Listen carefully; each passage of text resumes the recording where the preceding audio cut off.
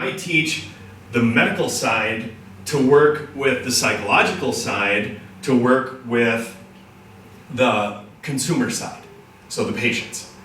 And I'm trying to help bridge those gaps. What I am learning more and more is people are like, well, healthcare is siloed, this is what we do. Well, your doctors, your nurses, your care managers, your psychologists, your group facilitators, everybody's a technician in their own field and they speak their own language. The only person that speaks the universal language is the consumer, because they speak the language of their experience, which is why we're all a part of that team.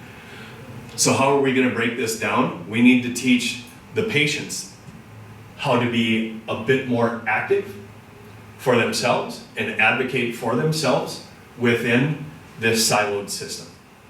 So that's a big part of what we're going to be teaching through these series as well, is how can you get your needs met in a more effective way. I'll give you a quick example. I was just in with a doctor and he walks in and he's like, well, you're a doctor.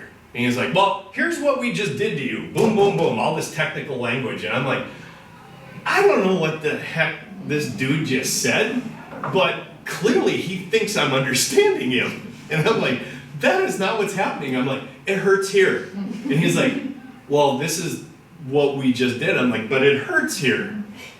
And he's like, well, I understand you're in pain. I'm like, now we're speaking the same language. And he's like, but he wanted to go back to his techniques and how good he was and how lucky I was, which I was very fortunate. But he wasn't getting my experience. I couldn't listen to his words because I had words to use first. So we'll be talking about that and how to be our own best advocates.